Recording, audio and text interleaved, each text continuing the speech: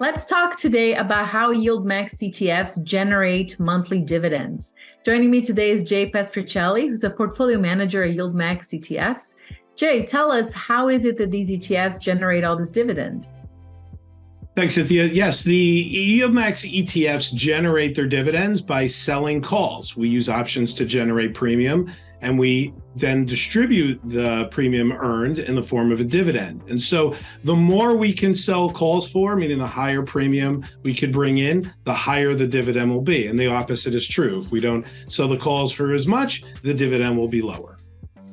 So to be clear, these ETFs use an actively managed cover call strategy, right? That since inception has generated dividends, but these dividends vary in size and in percentage month to month.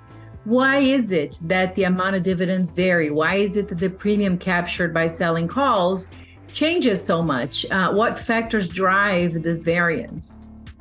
There are four main factors that drive the amount of premium that we'll earn from selling calls. Those factors are the price of the underlying stock, the distance out of the money which we sell the calls, the time until the call's expiration, and the implied volatility.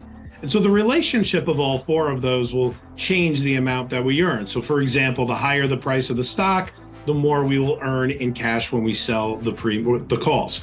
Vice versa is true, right? The lower the price, we'll earn less. Distance out of the money, right? The farther away we are, the less we earn, meaning the more upside that we sell the calls for, we end up earning less. The time to expiration, the more time we have in those calls, means we'll earn more time premium when we sell the calls. But the number one reason by far, the number one driver of the call premium is the implied volatility within the options themselves, right? What is the embedded volatility? So the higher the volatility of the underlying stock and the implied volatility in the options, the more that we will earn in premium.